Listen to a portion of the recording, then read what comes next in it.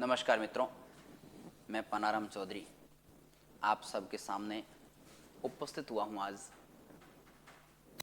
Lab assistant जो vacancy आने वाली है उसकी सटीक रणनीति के बारे में, उसके थोड़ा सा सिलेबस के बारे में, क्या पढ़ना है क्या नहीं पढ़ना है, जो आपके बहुत सारे मैसेज और फ़ोन कॉल आ रहे हैं, उन सब का जवाब देने के लिए कुछ जो आपके दिमाग में भ्रम हैं उन भ्रमों को दूर करने के लिए आशा और उम्मीद करता हूँ कि बहुत सारी बातें यहाँ करने के बाद में आपके दिमाग में कुछ फिजूल बातें नहीं रहेगी। फिर भी यदि मन में रह जाए तो आप एक बार पुनः मैसेज कर दीजिएगा, पूछ लीजिएगा, आपको बता देंगे। लैब असिस्टेंट सटीक रणनीति और विस्तृत व्याख्या, इसका मतलब यह है कि इस पूरी वैकेंसी के बारे में क्या क्या होने वाला है, इस वैकेंसी में क्या क्या होता है उसके बारे में बात करेंगे। देखो, सबसे पहले इस बात का थोड़ा ध्यान रखना कि विद्यार्थी दो प्रकार के विद्यार्थी हैं, दो टाइप्स के भी विद्यार्थी है तैयारी करने वालों में, दोनों के बारे में ध्यान रखना। ये मैं लिख देता हूं, लैब असिस्टेंट स्टूडेंट्स।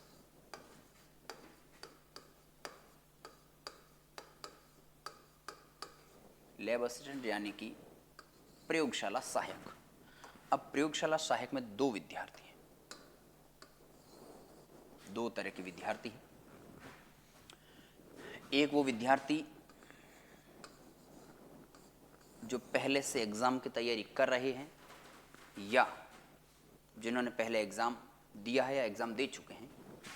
एक वो विद्यार्थी जो बिल्कुल नए फ्रेशर है, जिन्होंने 12th एग्जाम का बोर्ड अभी पास किया हो और जिनकी उम्र 18 साल कंप्लीट हो चुकी है या होने वाली है। वो विद्यार्थी दो श्रेणी में विद्यार्थियों को बांटते हैं, विस्तृत बातचीत करते हैं। सबसे पहले ध्यान रखिएगा कि वैकेंसी में एग्जाम देने की क्वालिफिकेशन होने के लिए दो बातें हैं। एक तो 12th क्लास में आपके भूगोल होना जरूरी है। कई विद्यार्थी फ़ोन करते हैं कि 11th क्लास में हमारी ज्योग्राफी नहीं थी और 12th में है, तो क्या मान्य है? बिल्कुल मान्य है। 11th का कोई मान्यता नहीं है। आप 12th क्लास के बोर्ड एग्जाम की जो मार्कशीट है उसमें भूगोल शब्द दर्शाए वो होना चाहिए। एक तो वो। दूसरा, आपकी 18 साल उम्र होनी चाहिए 1 जनवरी 2025 को। अब तक जब विज्ञप्ति नहीं आती तब तक, यदि विज्ञप्ति लेट आएगी तो फिर वो 1 जनवरी 2026 तक जा सकती है, जुलाई भी हो सकता है। वो जो विज्ञप्ति आएगी उसमें दर्शाया हुआ होगा। बात ये ध्यान रखनी है कि जिस समय फॉर्म भरा जाएगा उस समय आपकी उम्र 18 साल कंप्लीट होनी चाहिए, पहली बात। तो एक तो यहाँ पर नए जो विद्यार्थी है उनके संदर्भ में ये बात है कि आपकी उम्र यदि अब वर्तमान में 17.5 साल के लगभग है तो आप इसकी तैयारी कंप्लीटली कर सकते हैं, और यदि 17 साल से भी कम उम्र है तो फिर इसका अभी तैयारी करने कोई उचित नहीं। फिर आपके दिमाग में मैं एक और बात नई लेके आऊँगा, आप करोगे क्या इन 2-3 सालों के बीच में? तो उसके लिए भी एक अलग अपन वीडियो बनाएंगे और आपको पूरी बातें विस्तृत रणनीति समझाएंगे। आपका पढ़ने का शेड्यूल क्या होना चाहिए, किसकी तैयारी फिलहाल करनी है, क्या पढ़ना है, इसके बारे में अलग बात करेंगे। अभी सिर्फ लैब असिस्टेंट की। तो जो नए विद्यार्थी उनके लिए तो ये बात है। जो पूर्व के विद्यार्थी है, और पूर्व के विद्यार्थी में भी दो है और नए में भी दो है। हालांकि पूर्व के विद्यार्थी में दो वो है, एक तो है सेल्फ वाले, सेल्फ स्टडी वाले, और एक है कोचिंग वाले। दो तरह के विद्यार्थी। या जो विद्यार्थी सेल्फ वाले हैं उनके लिए एक बात और मैं बता दूं कि यदि आपकी 11th और 12th क्लास के अंदर अच्छी पकड़ है सब्जेक्ट पर, ज्योग्राफी सब्जेक्ट जो है उन पर यदि अच्छी पकड़ है तो सेल्फ से बेहतर कोई तरीका है नहीं। चाहे कोई भी कोचिंग हो या ना हो अलग बात है, कोचिंग लो नहीं लो कोई ज़रूरी नहीं। यदि इस सब्जेक्ट पर आपकी अच्छी पकड़ है और पढ़ते समय आपको यदि नॉलेज है कि भाई कहाँ से प्रश्न पुटअप होता है और कौन सा प्रश्न काम की, कौन सी मटेरियल काम का नहीं उसको मुझे छोड़ना, ये यदि समझ है तो सबसे बेहतर तरीका है पढ़ने का सेल्फ का। कोचिंग किस लिए है? जो विद्यार्थी 12th पास आउट हुए हैं जिनका मानसिक स्थिरता थोड़ी कम है, यानी वो अपनी उस सब्जेक्ट पर पकड़ नहीं बना पा रहा है, समझने की कैपेसिटी थोड़ी सी कम है, यानी वो चीज़ को समझ नहीं पा रहा है, और या फिर जिसकी मतलब अपने सेल्फ पढ़ने की हैबिट नहीं है, वो व्यक्ति कोचिंग के माध्यम से अपनी स्टडी को जारी रख सकता है। यह आपके ऊपर डिपेंड करता है। फिर रहता है कोचिंग कहाँ से लेनी है। जो भी टीचर्स, बहुत सारे गुरुजन आजकल हर जगह आप देखते हैं, पढ़ाते हैं भी हैं, पढ़ते भी हैं, कई पढ़े हुए होंगे, नाम भी सुना होगा। जहाँ पर भी आपको बेहतर समझे, कोई भी कितना भी बढ़िया पढ़ाए, कितना भी अच्छा पढ़ाता होगा, लेकिन वो जरूरी नहीं कि आपके समझ में आए। अलग अलग विद्यार्थी, हर व्यक्ति अपने आप में विशिष्ट है, व्यक्तिगत भिन्नताएं हैं। तो जो बात जो गुरुजन पढ़ाए वो बात आपकी यदि समझ में आ रही है, इसका मतलब वो सबसे बेहतर गुरुजी है। ठीक है, मैं पढ़ा रहा हूँ, कई विद्यार्थियों को समझ में आए, कई को नहीं आए। तो जिनको समझ में आए उनके लिए तो बढ़िया है, जिनको समझ में नहीं आए तो उनका और कोई तरीका हो सकता है, और यदि कोई गुरुजन पढ़ाए तो वो समझाए तो और भी अच्छी बात है। तो आपको एक तो ये ध्यान रखना है, पढ़ाते समय नाम के पीछे नहीं भागना है। मान लो किसी का नाम बहुत फेमस है, कभी वहाँ से लेंगे, कोई कोचिंग का बड़ा नाम है, किसी गुरुजी का बड़ा नाम है, कि वहाँ से लेते हमारा अपना कल्याण हो जाएगा, वो बात नहीं है। आपको देखना है एक तो जो लगे हुए व्यक्ति है वो इस संदर्भ में कितनी जानकारी रखते हैं, इस संदर्भ में उन पढ़ाने वाला व्यक्ति कौन है, एक तो उसके बारे में। दूसरा, आपको जो बात वो बात समझ में आ रही है कि नहीं आ रही, दोनों बातें ध्यान रखने के बाद ही आप कोचिंग का ज्वाइनिंग करें। एक रही बात सेल्फ वालों को बता दी, कोचिंग वालों को बता दी। अब कोचिंग वालों में जैसे मैं मेरी बात करूँ तो मुझे यदि कोई पढ़ाने के लिए बोलेगा तो मैं क्या करूँगा, मैं सबसे पहले एनसीईआरटी की किताब उठाऊँगा, एनसीईआरटी की क्लास 11th और 12th की। फिर कह रहा हूँ कि आप में सबसे बड़ी दिक्कत ये है कि आप सब ये पूछते हैं पढ़े क्या। देखो ऐसा है दोस्तों कि यदि किसी को 11th और 12th की किताब पढ़ते ही समझ में आ जाती है तब तो बहुत अच्छी बात है।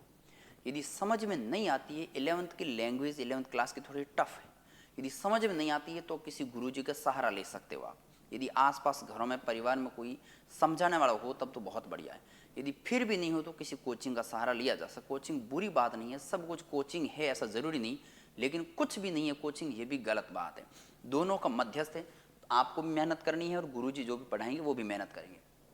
तो एक तो ये 11th और 12th की किताबें पढ़नी है, बेहद शानदार पढ़नी। मैं तो यहाँ जब पढ़ाता हूँ तो क्लास में भी ऑफलाइन पढ़ाता हूँ, ऑफलाइन पढ़ाता हूँ, सामने किताब भी पढ़ाता हूँ। और आपको जो ऑनलाइन वाले इनको भी कहता हूँ कि आप भी घर जाने मतलब पढ़ने के बाद में घर जब सिलेबस आपका कोचिंग जहाँ पर भी जाते हैं तो पूरा होने के बावजूद भी आपको एनसीईआरटी साथ में पढ़ते रहना है। हालांकि दिक्कत यह है कि सिलेबस के अंदर 11th क्लास की तो एनसीईआरटी दे रखी है, लेकिन 12th क्लास की आरबीसी दे रखी है अपने फिलहाल जो टॉपिक्स है उनके अनुसार। और आरबीसी अभी तो स्कूलों में चलती नहीं है, तो हो सकता है सिलेबस में थोड़ा बहुत कोई चेंजिंग वगैरह भी हो जाए, लेकिन चेंज होगा तो भी 12th की एनसीईआरटी और 12th की आरबीसी में ज़्यादा कोई फ़र्क नहीं है। इसलिए अभी आपको, आप जब पढ़ो तो समय है आपका, दोनों को मिश्रण करते हुए पढ़ोगे तो बहुत अच्छी बात होगी। देखो कोचिंग का फ़ायदा आपको यहाँ हो सकता है कि आपको मान लो 3 क्लास एनसीईआरटी 11th की पढ़नी है, जैसे भारत का भूगोल है, भौतिक भूगोल है और एक प्रैक्टिकल वाली है, 3 ही आपको एनसीईआरटी की 12th में पढ़नी है, और उसके साथ में आरबीसी की किताब भी पढ़नी पड़ेगी, तो 7-8 किताबें आपको हो जाएगी। और एग्जाम नज़दीक होता है तब 7-8 किताबें मुश्किल हो जाए, तो यहाँ पर इसके लिए एक कोचिंग थोड़ी हेल्पफुल हो सकती है।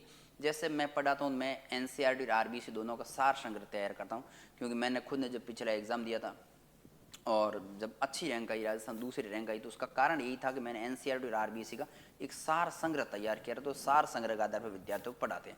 हालांकि पढ़ाते समय कुछ ऐसी बातें होती है जो किताब के अंदर सिर्फ शब्द दे दिया होता है, उसकी व्याख्या गुरुजनों को करनी होती है। जैसे कोई नदी का अफवाह तंत्र दे दिया, तो उसमें दे दिया कि ये नदी है, इस नदी को आप एटलस में भरिए, ये दे दिया, तो वो एटलस में भरने का काम और उस नदी के बारे में क्या विशेष बात है वो अपना काम है, वो आप अलग जब सेल्फ करते हैं और नया विद्यार्थी तो वो थोड़ा नहीं कर पाता। इसलिए गुरुजी के जो भी टीचर्स पढ़ाते हैं, जहाँ से भी आप पढ़ते हैं, उनकी हेल्प आपके काम आ जाती है। दूसरी बात ये भी है कि जब नए विद्यार्थी 12th पास आउट नए विद्यार्थी होते हैं तो उनके लिए थोड़ा सा गाइडेंस और एक निश्चित दिशा में चलना बहुत मुश्किल हो जाता है, तब आप किसी का सहारा या हेल्प ले सकते हैं। तो एक तो पहले के जो विद्यार्थी हैं उनमें यदि सेल्फ स्टडी करो तो बहुत ही बढ़िया। उसके अलावा कोचिंग से संबंधित मैंने बातें आपको बता दी। पढ़ना, मैं फिर कह रहा हूँ, कई विद्यार्थी पूछते हैं सर एनसीईआरटी का काफ़ी होगी, या कई कहते हैं फिर इसके बाद एक्स्ट्रा पढ़े या नहीं पढ़े। देखो मैंने कह दिया एनसीईआरटी बढ़िया पढ़नी मतलब बढ़िया पढ़नी है। अब आपको 100 में से 100 नंबर लाने हैं बात है, 100 में से 90 सेलेक्शन लेना है तो एनसीईआरटी फुल है। 100 में से 100 लाओगे तो 1-2 प्रश्न और भी इर्द गिर्द से घूम के आ सकता है, लेकिन उस 1-2 प्रश्नों के इर्द गिर्द के मान कितनी किताबों को पलटोगे जिससे आप खुद ही पागल हो जाओगे। तो उन चीज़ों में आपको नहीं जाना है। आपको कोई 100 में 100 नंबर न लाना है, न आएंगे, न उसके लिए प्रयास करना है। आपको अपने बेहतर सिलेक्शन के लिए प्रयास करना है, तो वो विद्यार्थी। ठीक है, तो ये 2 बातें हैं लैब असिस्टेंट के विद्यार्थियों की विशेष रूप से। एक तो सिलेबस को आप देखोगे तो आपको कंप्लीटली एनसीईआरटी बेस्ड, जो एनसीईआरटी किताब के टॉपिक्स है वो हूब टू हूब टॉपिक्स 6 टॉपिक दे रखे हैं। इसके अलावा जो राजस्थान का जीके आता है, अब उसमें आप पढ़ोगे तो राजस्थान का भूगोल आधा कवर हो जाता है, जो 12th क्लास में है, जो इस सिलेबस में है। और आधा राजस्थान का भूगोल अलग से पढ़ना पड़ता है। अब राजस्थान का भूगोल अलग से पढ़ने के लिए कोई किताब स्पेशल मार्केट में है नहीं ऐसी जिसको आप पढ़ सको। गाइड पर कोई भी गाइड एक लेके आ जाना, छोटा टुकड़ा जो हो राजस्थान भूगोल के बारे में, कोई भी हो, आपको अच्छी लगे या पहले के आपकी पढ़ी हुई हो तो वो बढ़िया है।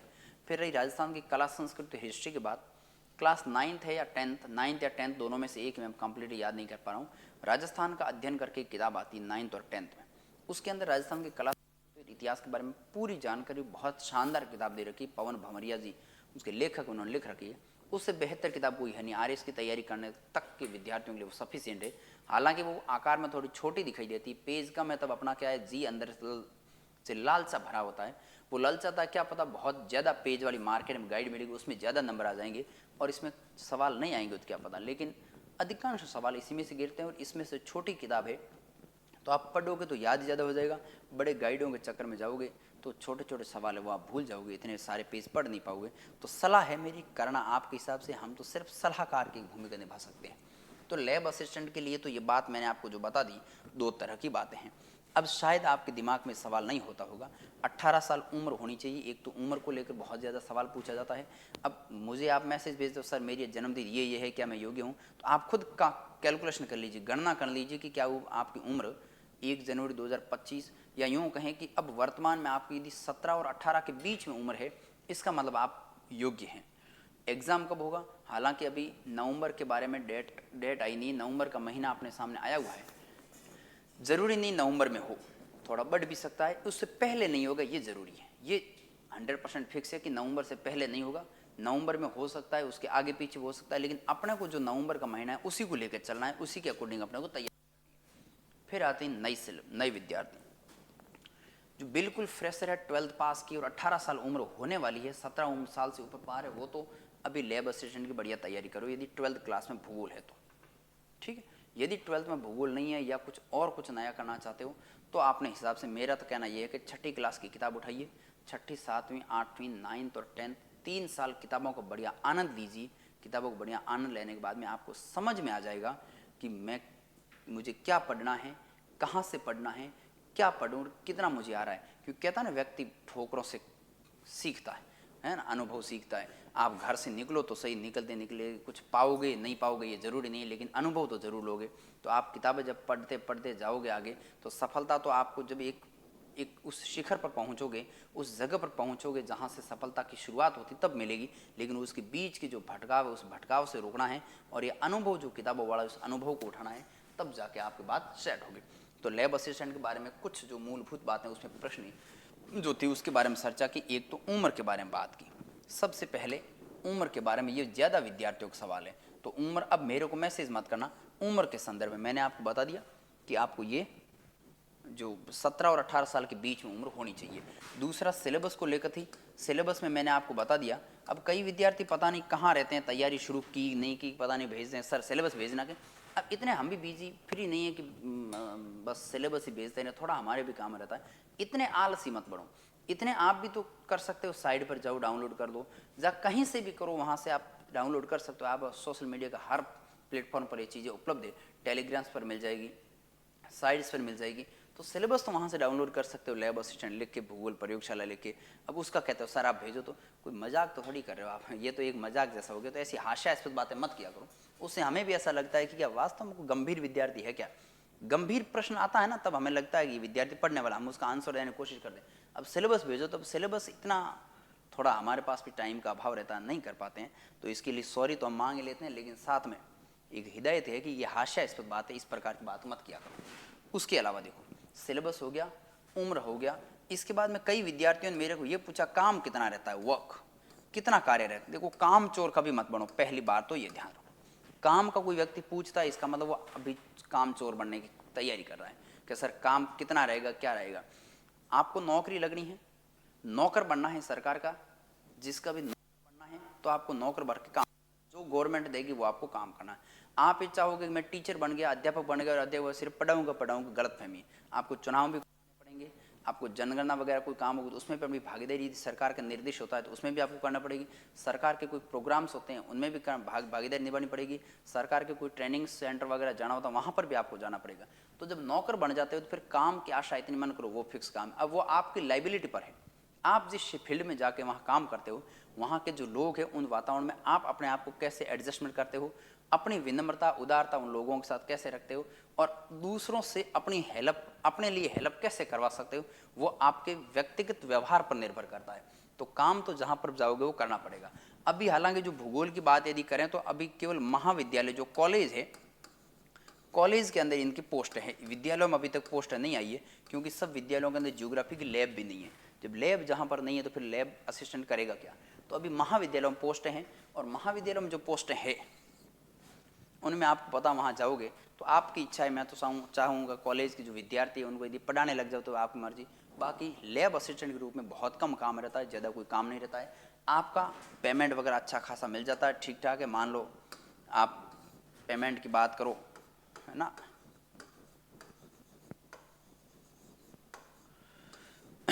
तो मैं जब लगा था 2800 पे ग्रेड होता है, ये ध्यान रखना इसमें। हाँ, एक और मजे की बात है, लैब असिस्टेंट, पटवारी कांस्टेबल और एलडीसी से पे ग्रेड अधिक होता है। उन सब का 2400 पे ग्रेड होता है, इनका 2800 पे ग्रेड होता है। 2800 पे ग्रेड का मतलब ये है कि जब आप लगोगे उस समय आपको 19,000 के आसपास पेमेंट बनेगा। 19,000 के आसपास पेमेंट बनेगा। 2 साल होने के बाद पेमेंट बढ़ जाएगा 40-42, धीरे धीरे धीरे इंक्रीजमेंट होता रहेगा। लेकिन आपको 2 साल के अंदर साथ साथ में बढ़िया तैयारी हो जाएगी, और अच्छा मौका है, क्योंकि 12th पास विद्यार्थी के सामने इससे बेहतर कोई अवसर हो नहीं सकता। अच्छा, एक और मजे की बात और ये है कि सीईटी में शामिल नहीं है, ये भी ध्यान रखना, ये सीईटी का हिस्सा नहीं है। यदि सीईटी पास विद्यार्थी नहीं हो तो भी आप इसका एग्जाम दे सकते हो, इसकी तैयारी कंप्लीटली कर सकते हो। सीईटी का भाग भी नहीं है। पेमेंट के बारे में मैंने आपको बता दिया, महाविद्यालय में होता है। अब ड्यूटी का समय क्या रहता है, ड्यूटी का समय तो वैसे 10 बजे से 5 बजे तक है कॉलेज में, 10 बजे से 5। अब वो आगे आपकी लाइबिलिटी पर और वहाँ के विद्यालय की अवस्थिति पर, विद्यालय के कार्य, महाविद्यालय के जो काम है, वर्क है, उस वर्क पर, वहाँ पर कितने स्टाफ है और आपकी निष्ठा पर कैसे बनती है, उस पर डिपेंड करता है। तो ये बातें तो थी इस लैब असिस्टेंट के बारे में। अच्छा, रही सही बात सिलेबस के बारे में चर्चा होगी, उम्र होगी, कार्य होगी, पेमेंट के बारे में बात होगी, और इसके अलावा आपके तो कोई शायद मेरे हिसाब से सवाल नहीं आता है। रही बात नोट्स की, है ना। देखो, नोट्स में 2 बातें हैं। यदि आप बुक्स पढ़ रहे हो और सेल्फ नोट्स बना रहे हो तो सबसे बढ़िया सेल्फ ही बनाने, पहली बात। दूसरा, यदि कई विद्यार्थी जो कोर्स ले रखा है, चाहे मेरे से लिया हो चाहे और कहीं से भी ले रखा हो, जिन भी गुरुजनों से कोर्स पढ़ रहे हो, उन कोर्स में जो भी आपको पीडीएफ्स वगैरह दी जाती है वो तो पढ़ना है ही है, साथ साथ में बुक्स भी पढ़ते रहना थोड़ी, उससे हैबिट बन जाएगी। जब एग्जाम नज़दीक नहीं है अभी तक, तब तक एग्जाम नज़दीक आएगा, उसके लिए मैं आपको रणनीति अलग से वहाँ बता दूंगा। अभी आपको वो कोर्स भी पढ़ना है और साथ में एक बार किताब पढ़ते रहना, ताकि दिमाग में एक थ्योरी बनी रहे, ठीक है। तो ये, और साथ में अपने सेल्फ के उनमें भी शॉर्ट से शॉर्ट नोट्स ढूंढते रहो, रफ कॉपी और पेन पास में रखो। जितना पढ़ा है उसको पढ़ने के बाद कॉपी को, जो जिस कॉपी से पढ़ा है उसको उल्टा मार दो, और फिर रफ कॉपी के अंदर आप लिखना शुरू करो, मैं इसको कैसे याद रख सकूँ, मुझे क्या बातें याद रही। अब वहाँ पर पूरी बातें लिखने की ज़रूरत नहीं है, ठीक है। वहाँ पर एक उस जो भी 2-3 लाइन है उसके 2-3 वर्ड्स उठाए, और वर्ड्स के आधार पर उस पूरी लाइन की जो व्याख्या होती है उस व्याख्या को आप समझ सकते हो, और उसके आधार पर शॉर्ट से शॉर्ट बनाते रहो, ताकि जब एग्ज़ाम का लास्ट टाइम होगा उस एग्ज़ाम टाइम में आप इसको बढ़िया तरीके से कर सकते हो। तो सेल्फ और कोर्स वाले नोट्स ये होंगे, ठीक है। अब लास्ट में मैं ये कहता हूँ कि आपके पास 100 पेज से ज़्यादा का मैटर नहीं होना चाहिए, और ऐसा कब होगा, जब आप अभी से तैयारी करोगे तब। 100 पेज के आसपास मैटर कैसे बनाएंगे बाद में, वो मैं बाद में बताऊँगा। अभी आप अभ्यास तो थोड़ा शुरू करो। और अगली बात जो है वो है दिनचर्या। दिनचर्या का मतलब बच्चे पूछने के सर हम कितना पढ़ें। देखो, पढ़ना कितना ये आपके ऊपर डिपेंड करता है। मैं तो ये कहता हूँ कि मस्ती से पढ़ना है, जितना भी पढ़ो, जब तक आनंद आए तब तक पढ़ना है, टेंशन लेके नहीं पढ़ना है, ठीक है। टेंशन इसलिए नहीं लेनी है कि सब कुछ नौकरी ही नहीं है। जीवन तो सब कुछ है, लेकिन नौकरी सब कुछ नहीं है। यदि नौकरी नहीं लगे तो जिंदे नहीं रहोगे, ये ज़रूरी नहीं है। आप कैसे भी करके अपना इस्टेब्लिश्ड अपने आप को रख सकते हो। जीवित तो जिंदा जीवन तो बना सकते हो, खुशियों भरा जीवन भी बना सकते हो, नौकरियों से भी कई गुना आगे जा सकते हो। लेकिन यदि अवसादग्रस्त हो गए, जिंदगी को खत्म किया, तो जीवन वापस कहाँ से आएगा। पढ़ाई नहीं करोगे तो भी बहुत सारे लोग हैं अपने आसपास, फिर कौन से 2% ही लोग पढ़े हुए नौकरी, बाकी वाले कौन से नौकरी कर रहे हैं, लेकिन बहुत अच्छा खासा उनका काम है, अच्छा खासा अपना जीवन यापित कर रहे हैं। तो अपने आप को ज़्यादा दिनचर्या इस हिसाब से रखनी है कि ज़्यादा तनावग्रस्त नहीं होना है। तो एक तो इस बात का विशेष ध्यान रखना कि अवसाद से आप मुक्त रहें पढ़ते समय, क्योंकि अभी आपकी जो लैब असिस्टेंट की तैयारी करेगा उनकी उम्र लगभग 20 साल से कम होती है, और 20 साल से कम है इसका मतलब आप अवसादग्रस्त तो बिल्कुल मत होना। ये आपकी ज़िंदगी का महत्वपूर्ण पड़ाव है। आपकी जो ये उम्र है ये ज़िंदगी का सबसे सुनहरा पल है, इसको सुखदपूर्ण जीने का, आनंदपूर्ण जीने का ये पल है, और इसको आप यदि अवसाद में गंवा दोगे फिर ज़िंदगी में सुकून भरी ज़िंदगी जियोगे कब, नहीं जी पाओगे, पहली बात। दूसरी ये ध्यान रखना है कि अपना रूटीन फिक्स रखना है। पढ़ने वाले विद्यार्थियों को निरंतरता रखनी है। यदि आप एक दिन 10 घंटे पढ़ गए, एक दिन आपने 10 घंटा पढ़ाई कर दी, दूसरे दिन 12 घंटा, तीसरे दिन 15 घंटा, फिर 8 घंटा, और अगले 5-7 दिन के लिए किसी भोज के कार्यक्रम में चले गए, पढ़ाई नहीं की, तो फिर वो आपके 3-4 दिन की इतनी शानदार ज़्यादा पढ़ाई की कोई काम की नहीं। इसलिए ज़्यादा यदि 15-10-15 घंटा पढ़ोगे तो कम दिन पढ़ पाओगे, यानी कि फिर बाद में आलस्य आ जाएगा, उबाऊपन आ जाएगा। निरंतरता रखोगे, इंटरेस्ट जब तक टॉपिक में आए, टेस्ट आए चाहे 2 घंटे भी आए, 3 घंटे आए, 2-3 घंटों से ज़्यादा पढ़ाई नहीं करनी फिलहाल। इतनी करते हो तब खूब है, जब वैकेंसी नज़दीक नहीं है। 2-3 घंटे पूर्ण मनोयोग से पढ़ाई करना एक बहुत बड़ी बात है। उसमें आपकी सिटिंग पावर का भी पता चल जाता है, सिटिंग पावर बन भी जाती है, और धीरे धीरे धीरे जब एग्जाम के नज़दीक जाओगे तब आपको अपने आप पता चलेगा कि मेरी निरंतरता काम आई। लेकिन 3 घंटे पढ़ो, वो 3 घंटे डेली पढ़ना जरूरी है ना। 3 घंटे यदि पढ़ाई करते हो तो डेली जरूरी है। अब इसमें अलग अलग व्यक्ति की कैपेसिटी, किसी में 3 घंटे कैपेसिटी होगी, कोई 5-6 घंटे पढ़ सकता है। मैं तो ये कहता हूँ 10 घंटे भी पढ़ो भले, लेकिन आनंद आना चाहिए। जब तक आपका मन उसमें पढ़ने का है, जब तक इंटरेस्ट है पढ़ने का, बात समझ में आ रही है, अंदर से बहुत ज़्यादा खुशी हो रही है कि वाह यार बहुत मज़े की बातें हैं लिखी हुई, तब तक तो आपको उसको पढ़ना है। वो आपके अंतर, आप उसको अंतर्ग्रहण भी कर पाओगे, आपका मानसिक जो तनाव है वो भी नहीं आ पाएगा। लेकिन उससे ज़्यादा जब आप ज़्यादा पढ़ोगे, ज़बरदस्ती पढ़ोगे, अरे कि नहीं नहीं नहीं नहीं मेरे को और पढ़ना है, अभी मैंने कुछ पढ़ा ही नहीं, मुझे याद करना है, हो क्यों ना रहे, जैसे तैसे याद करूँगा कैसे, फिर इतना नहीं करना है, क्योंकि आपकी उम्र के अकॉर्डिंग वो बात नहीं, ज़्यादा तनावग्रस्त नहीं होना है। ये बातें आपको विशेष ध्यान रखनी है। और अगला जो दिनचर्या में वो एक मित्र मंडली, मैं इस पर ज़्यादा ध्यान देता हूँ। ये मित्र मंडली बढ़िया रखना, हो सके तब स्कूल, कॉलेज या आसपास जहाँ पर भी आप रहते हैं उसके आसपास सराउंडिंग एक ऐसी मित्र मंडली तैयार करो जो कंपटीशन की तैयारी करती हो, जो एग्जाम्स के बारे में जानती हो, जिनको परीक्षा का पता हो, जिनको नौकरी का महत्व पता हो। बहुत सारे साथी ऐसे मिलेंगे जिनका नौकरी से कोई लेना देना नहीं, बड़े बड़े ख्वाब दिखाएंगे आपको, अपन तो धंधा कर लेंगे, बिजनेस कर लेंगे, वो कर लेंगे, ऐसे कर लेंगे, लेकिन करना कुछ नहीं, लास्ट में चोर बनेंगे वो, है ना, चोर बन के इधर घूमेंगे। ऐसे बहुत कम लोग होते हैं जो जिस ख्वाब पालते हैं उस ख्वाब तक पहुँचते हैं। हाल ही मैं आप बात क्यों बता रहा हूँ कि मैंने पहले ही बताया, उम्र 20 साल के आसपास की, और 20 साल के आसपास की जो उम्र होती है, इस उम्र में सिर्फ ख्वाब पाले जाते हैं, सपने देखे जाते हैं, आदर्शवादिता देखी जाती है, आदर्श बनने की कोशिश करते हैं, और धरातल पर वो बातें जब आती है तब कुछ अलग होता है। तो ये ख्वाब जो होते हैं ना, वो सपने देखते हैं, वो वास्तविकता में बदलने के लिए उन सपनों के अकॉर्डिंग काम करना पड़ता है।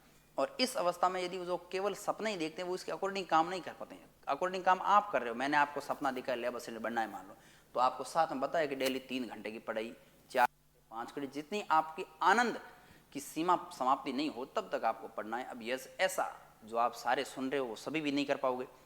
यदि जो करेगा वो तो बढ़िया है, उसको आनंद की प्राप्ति हो जाएगी, और नहीं करेगा तो वो केवल सपना है। बढ़ना तो उसके भी दिमाग में लेबर से बढ़ना तो है, लेकिन 10 दिन तक बूस्ट बना रहता है, 11वें दिन बाद डिमोटिव हो जाते हैं। अब यार तैयारी तो होगी कि नहीं होगी, मेरा सिलेक्शन होगा कि नहीं होगा, पेपर क्या होगा कैसे हो। आपको दुनिया की जिम्मेदारी नहीं है, आपको अपनी जिम्मेदारी है। मैं आपको 10 पोस्ट पर एक साथ सिलेक्शन देता हूँ, आपको ज्वाइनिंग कितने पर मिलेगी, 1 पोस्ट पर मिलेगी। तो आप जो काम कर रहे हो उसके ऊपर आपको ध्यान रखना, मेरे को 1 पोस्ट की जरूरत है, बाकी कितने भी कुछ भी पड़े मेरे को उससे क्या लेना देना है। तो मित्र मंडली का जरूर ध्यान रखें, यह आपको बना भी सकती है और बिगाड़ भी सकती है। इसमें ये बहुत बड़ा दबाव समूह, बहुत बड़ी ताकत होती है। और एक बार अच्छा मित्र बना दिया ना, फिर उस मित्र का कही हुई बात है मित्र की, वो भी आपको माननी पड़ेगी। नहीं मानोगे तो मित्र नाराज हो जाएगा, और नाराज आप करना नहीं चाहते। तो मेरा ये मानना है कि यदि आपको ऐसा लगे कि ये मित्र मेरा दोस्त तो है लेकिन इसका पढ़ाई से कोई ताल्लुकात नहीं है, तालीम से कोई लेना देना नहीं है, तो उस दोस्त से थोड़ा सा अवॉइड करना चाहिए, उस दोस्त से थोड़ा बचना चाहिए। और उनको कह देना है कि अपना फील्ड अलग है, जब मौज मस्ती का समय आएगा तब अपनी दोस्ती गहरी बनाएंगे, होली दीपावली होगी तब अपन साथ में खेल लेंगे, खाना पीना कर लेंगे। लेकिन अभी जो मेरी मंडली है वो मंडली थोड़ी सी पढ़ने वाली है, इसलिए मैं थोड़ा पढ़ लेता हूँ, क्योंकि सबकी पृष्ठभूमियाँ अलग अलग हो सकती है। तो दिनचर्या पर थोड़ा विशेष ध्यान देना, अवसादग्रस्त नहीं होना है, कंटिन्यूटी बहुत जरूरी, सफलता का एक ही मार्ग है वो। इसके अलावा इसके अलावा कई विद्यार्थी कह रहे हैं सफल नहीं हुए तो, असफल हो गए तो, कुछ नहीं, असफल अनुभव सीख लिया। असफल हो गए तो हुआ क्या? सारे लोग आप जानते हैं सफल नहीं होंगे। 10 बच्चे, मैं अभी ये कह रहा हूँ कि जो मैं अभी बात बता रहा हूँ इसको सुनने के बाद में 100 जने विद्यार्थी तैयार होंगे पढ़ने के लिए। हम पढ़ेंगे, क्योंकि मैं कहता हूँ नौकरी बहुत आसान है, बहुत आसान है, कोई ज़्यादा जद्दोजहद की ज़रूरत नहीं है। लेकिन उस बहुत आसान उनके लिए है जो मैंने अभी बात बताई कि आज से पढ़ाई शुरू करें और साल भर तक, 1 साल भर तक डेली 2 या 3 या 4 घंटे पढ़े, पूर्ण मनोयोग से पढ़े। एक तो ये, दूसरा मित्र मंडली का चयन ढंग से करें और अपना रूटीन है वो फिक्स रखें। रूटीन फिक्स का मतलब है कि ऐसा नहीं कि आज तो पढ़ाई कर ली, कल किसी कार्यक्रम में चले गए, परसों किसी दोस्त के वहाँ चले गए, चौथे दिन कोई बुआ जी के वहाँ चले गए, ऐसे फिर आपका शेड्यूल बिगड़ जाएगा। अब जब 2 साल 3-4 साल बाद जब आप योग्य हो जाएंगे और आपको ऐसा लगेगा मेरी उम्र धीरे धीरे ढलती जा रही है, नौकरी की सीमा है, नौकरी प्राप्त करने की जो उम्र की सीमा थी वो लगभग समाप्त होने जा रही है, फिर ये बुआ जी इन कार्यक्रम दोस्त वगैरह कोई नज़दीक नहीं है। ये सामने आपको दुत्कारेंगे, तिरस्कार करेंगे आपका, कहेंगे कि खूब पढ़ा था, इतना खर्चा किया, वो किया, लेकिन लगा नहीं नौकरी। लेकिन यदि यहाँ पर लग गए ना तो आप उनके नहीं गए, नाराज है, फिर भी वो कहेंगे कोई बात नहीं बेटा, नहीं आया तो कोई बात नहीं, लेकिन कम से कम नौकरी तो लगा दूँ, काम तो। इसलिए मैं कहता हूँ कि यदि सफलता पानी है तो बहुत सरल है, और सरलता के लिए कुछ समय के लिए तो आपको दुविधा, मन को मारना पड़ेगा। मन की इच्छा होगी मैं वहाँ जाऊँ, लेकिन फिर भी आपको उस इच्छा को दबाना पड़ेगा। लेकिन कुछ समय बाद में आपकी इच्छाएं जैसी है वैसे आप पूर्ति कर सकते हो इस सफलता के द्वारा। नहीं तो अभी आप इच्छाएं करोगे, मतलब इच्छा करी जाने का ना, आप चले गए इधर उधर फालतू समय व्यर्थ कर दिया, तो बाद में इच्छाएं आपकी खुद की मरेगी, कहीं अब नहीं जाना, कहीं नहीं जाना, क्योंकि अब आपका कोई मान सम्मान नहीं, इज्जत नहीं वहाँ पर, इसीलिए नहीं जाना, क्योंकि आपके पास है कुछ नहीं। पहली बात तो वो। और दूसरी बात, यदि इतना करने के बावजूद भी यदि व्यक्ति कोई सफल नहीं हो पाता है तो भी बेटा अवसादग्रस्त होने की कोई बात नहीं, क्योंकि दुनिया में जो जीवन आया खुशियों से भरा हुआ है, ये अपने को सरोबार और सुंदरता लेके आया है। अपने को इन बाकी चीज़ों, जो कंटीली चीज़ें हैं, नेगेटिव चीज़ों से दूर ही रहना है। कि हाथ 2 है अपने पास, कुछ भी कर सकते हैं इंसान, चाहे ना कुछ भी कर सकता है। मस्तिष्क दिया, इससे ज़्यादा भगवान क्या दे सकता है? सोचने की शक्ति दी है, किसी भी समस्या से बाहर निकलने की, उभरने की शक्ति दी है। ऐसी किसी मशीन में नहीं है। मानव की जितनी सोच डेवलप भगवान ने किसी भी प्राणी के अंदर नहीं की। तो फिर अपन टेंशन किस बात के लिए? यदि असफल भी हो गए तो उस असफल से दूसरा रास्ता कैसे मोड़ना है और कौन सी सफलता की ओर सीढ़ी जा रही है, रास्ता कौन सी सफलता की ओर जा रहा है, ये सब अपन सोच सकते हैं, क्योंकि अपने पास क्या है? मस्तिष्क है। तो इस बात को ज़्यादा गहराई से नहीं लेना है। एक नहीं तो दूसरी, दूसरी नहीं तो तीसरी। अच्छा, आपको तो फिर हमारे लैब असिस्टेंट वाला पढ़ा, हमने वो काम कहाँ आएगा? क्या पढ़ा है लैब असिस्टेंट में? आपने इंडियन ज्योग्राफी पढ़ी है, आपने राजस्थान ज्योग्राफी पढ़ी है, आपने वर्ल्ड ज्योग्राफी पढ़ी है, आपने राजस्थान की हिस्ट्री पढ़ी है, राजस्थान के आर्ट और कल्चर पढ़ी है, राजस्थान की इकोनॉमिक्स पढ़ी है। तो फिर आपको बताओ, आगे कोई भी कंपटीशन दोगे तो इनमें से कौन सा पोर्शन है, कौन सा सब्जेक्ट जो दूसरे एग्जाम में नहीं आएगा? एक।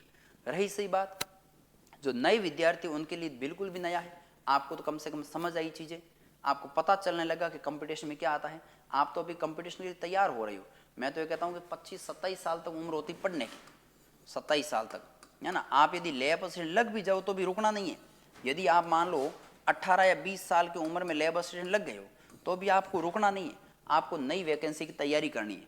क्यों करनी है? क्योंकि आपकी उम्र है 27-28 साल पढ़ने की। जो उम्र होती है उसके अनुसार काम करना जरूरी है। 27-28 साल तक उम्र है तो बढ़िया शानदार पढ़ो। पहले लग गए तो बहुत अच्छी बात है। आपका खर्चा, आपका परिवार का जो थोड़ा आर्थिक स्थिति, उसको आपने मजबूत किया, सुदृढ़ किया, और अब धीरे धीरे और भी ऊंचे पायदान पर पहुंचने की कोशिश करो। तो ये सारी चीज़ें चलती रहती है। तो मुख्य बात तो अपन करे थे सिलेबस के बारे में, इसके बारे में मैंने आपको बात बता दी। अब शायद ही लैब असिस्टेंट के जो मूलभूत प्रश्न आपके थे उनके बारे में आपको कोई ऐसी स्थिति नहीं रहेगी, ऐसी कोई स्थिति नहीं रहेगी जो आपको दुविधा में डाले। और भी इसके बाद में भी यदि कोई समस्या हो, कभी कोई दुविधा आए तो आप मुझे बताते रहना, मैं उनमें आपको और कोई चीज़ें कहता रहूँगा। एक बात आपको कहना चाहता हूँ कि राह में मुश्किल होगी हजार, थोड़ी सी एक कविता के माध्यम से आपको पुष्टअप कर दूँ थोड़ा सा, कि राह में मुश्किल होगी हजार, तुम 2 कदम बढ़ाओ तो सही। राह में मुश्किलें होगी हजार, तुम 2 कदम बढ़ाओ तो सही, हो जाएगा हर सपना साकार, तुम चलो तो सही, तुम चलो तो सही। अपन सपना तो साकार करना चाहते हैं लेकिन चलना नहीं चाहते तो सपना नहीं होगा। हर सपना साकार हो जाएगा लेकिन उसके लिए चलना पड़ेगा। मुश्किल है पर इतना भी नहीं, मुश्किल है पर इतना भी नहीं कि तू कर ना सके। ऐसी कौन सी चीज है, ऐसा कौन सा काम है जो इंसान कर नहीं सकता कि मुश्किल है पर इतना भी नहीं कि तू कर ना सके, दूर है मंजिल लेकिन इतनी भी नहीं कि तू पा ना सके। कौन सी मंजिल पर मनुष्य नहीं पहुंच सकता? एवरेस्ट की सबसे ऊंची जो चोटी है, शिखर का भाग है, वहां तक भी व्यक्ति पहुंच सकता है। समुद्र की सबसे गहराई वाले भाग तक भी मनुष्य पहुंच सकता है। 12-12 किलोमीटर तक गहराई वाला जो भाग है, पृथ्वी की गहराई में बढ़ जाने पर तापमान बहुत तेज गति से बढ़ता है।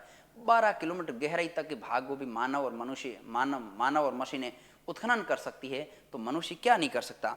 मुश्किल है पर इतना भी नहीं कि तू कर ना सके, दूर है मंजिल लेकिन इतनी भी नहीं कि तू पा ना सके। तुम चलो तो सही मित्रों, तुम चलो तो सही, कुछ ना मिला तो कुछ सीख जाओगे। अभी मैं जो बात कर रहा था कि कुछ ना मिला तो कुछ सीख जाओगे, जिंदगी का अनुभव साथ ले जाओगे, गिरते पड़ते संभल जाओगे, फिर एक बार तुम जीत जाओगे। तुम चलो तो सही, तुम चलो तो सही। जो घर से निकला ही वो क्या जीतेगा? जो घर से निकला ही नहीं वो सीखेगा क्या? जो घर से निकला ही नहीं उसको क्या पता दुनिया का अनुभव क्या है? जो घर से निकला ही नहीं उसको क्या पता जीत क्या होती है? जीत के लिए जुनून जगाना पड़ता है, और जुनून जगा के उस राह पर चलना पड़ता है, उस पंथी का पंथ बनना पड़ता है, उस जो राह है उसका राही बनना पड़ता है। जब राही बनोगे तो बीच में बहुत सारे कांटे आएंगे, बहुत सारे आपके ऐसे मित्र मंडलियाँ, ऐसे दोस्त आएंगे, ऐसे कांटे बिछाने वाले आएंगे, लेकिन उन कांटों में भी आपको फूल नजर आना चाहिए, तब जाके अपनी जिंदगी साकार होगी। यानी कहने का मतलब ये है कि नकारात्मकता में भी आपको सकारात्मकता दिखनी चाहिए। आपको सफल होना है तो दुनिया के द्वारा बनाए गए नेगेटिव माहौल में भी अपने खुद को पॉजिटिव बनाना पड़ेगा। वहाँ आप रोने लगे जाके कि अब मेरे सामने इतनी आपदा आ गई, इतनी विपदा आ गई, अब मैं कुछ नहीं कर सकता।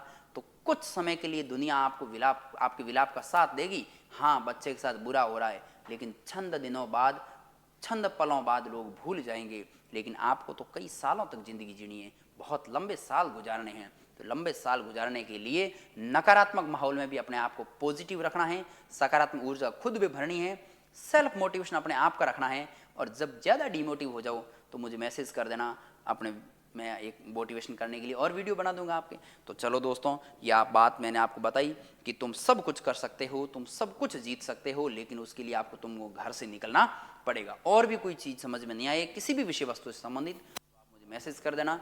अपने यहाँ जो कमेंट बॉक्स में कमेंट डाल देना, मैं कमेंट पढ़ता हूँ, पढ़ते पढ़ते आपके उनके उत्तर देते रहूँगा। बहुत बहुत धन्यवाद। जय हिंद, जय भारत।